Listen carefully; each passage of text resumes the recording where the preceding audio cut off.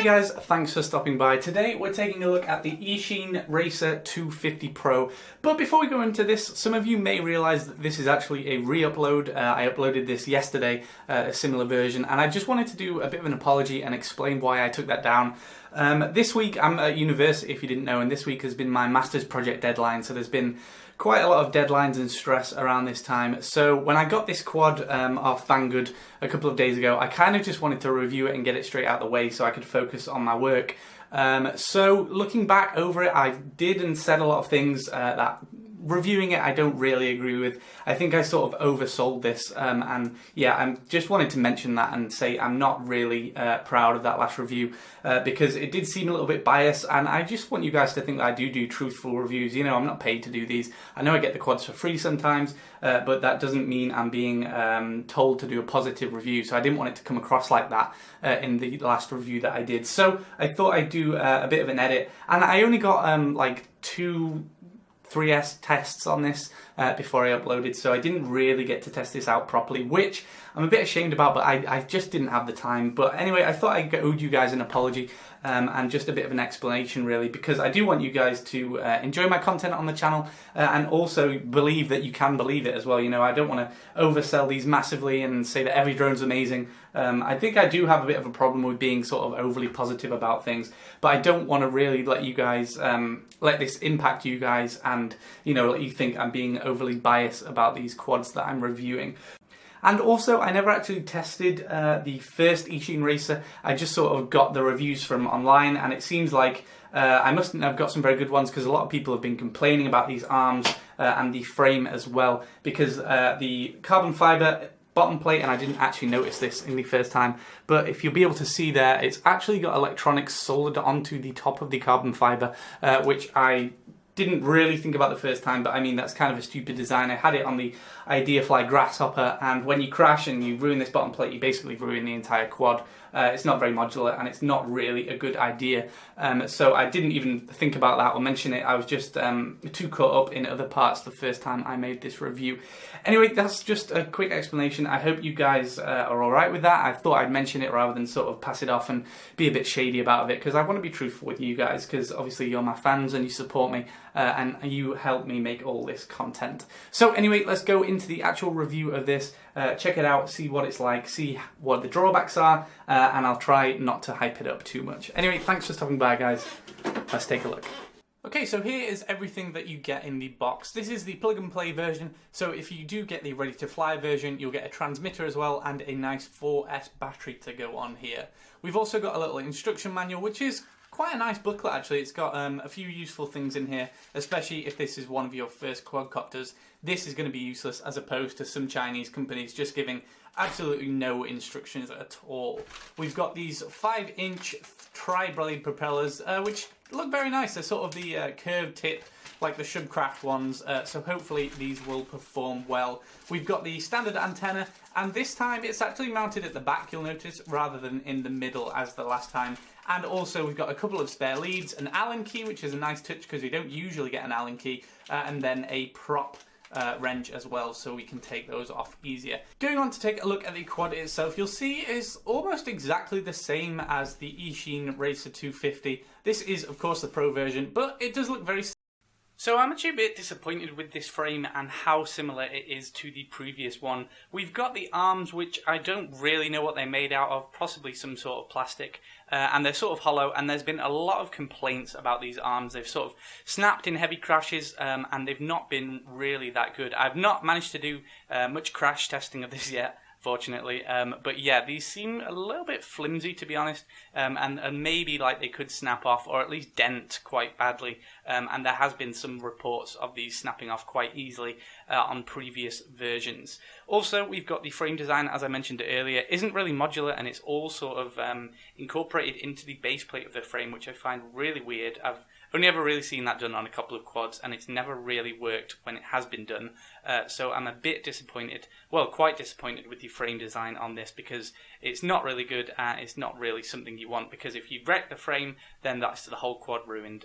But I guess it is quite a cheap price, but even still, you don't really want to be wrecking a whole quad and not being able to replace any parts once you've had a crash. This is a 1000 TVL camera, which is the same as last time, so I think the camera quality is going to be a little bit the same, but it's the components such as the ESCs that have really been upgraded and that we're going to notice the difference.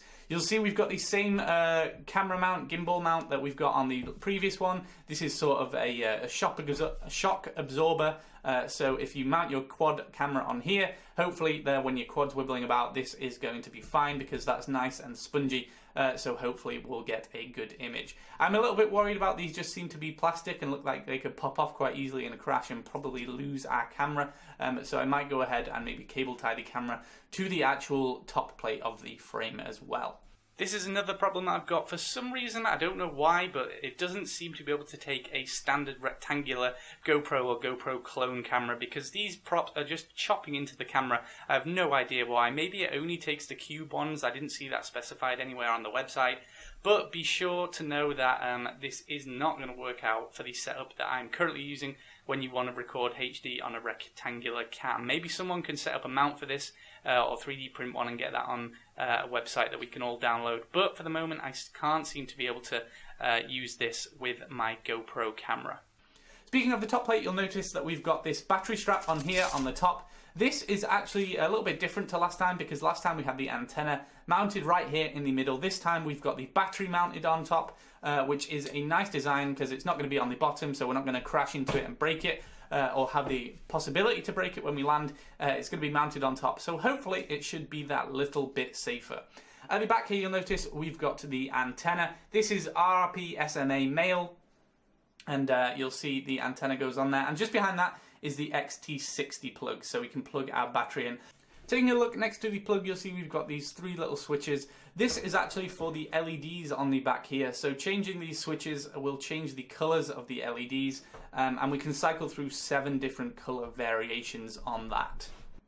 So this is a similar VTX. It's again 600 milliwatts. And we've got the little switch here, which I imagine changes the frequency. However, this is only 32 channels, which is a little bit annoying. I would have liked to see 40 channels on this, but I guess that's the same as last time. And if people found that all right, then that'll be fine. If you have a 40-channel receiver, a video receiver, or a pair of goggles, then you'll be fine receiving any of these channels on here because the overlap will be all right. Taking a look underneath, you'll see we've got the F3 60DF flight controller, so 6 degrees of freedom.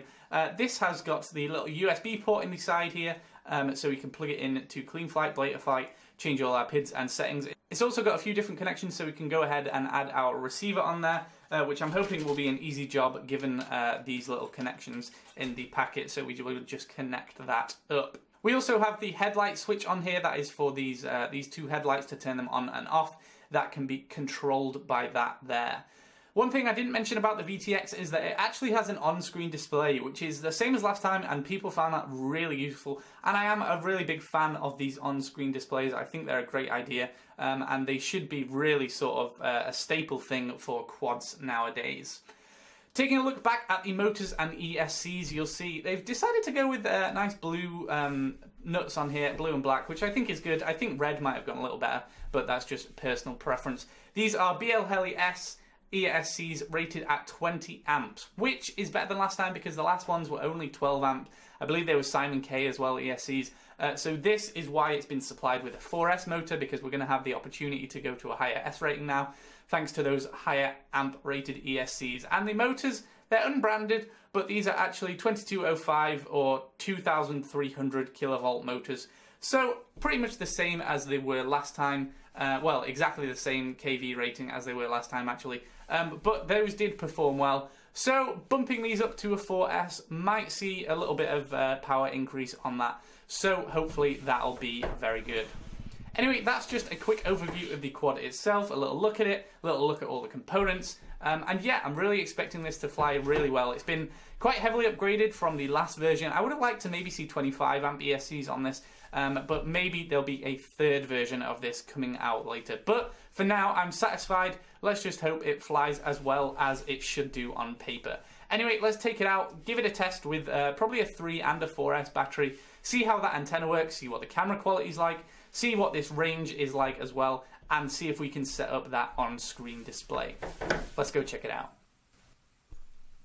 Okay, Okay, so here's some flight footage from it, and first of all, apologies that it is not HD. I couldn't actually manage to mount my camera on this, and the little square mount at the front I think only really will take something like the Runcam 3 or the new Foxeer HD Cube thing, or any of the Cube sort of session type GoPro mounts.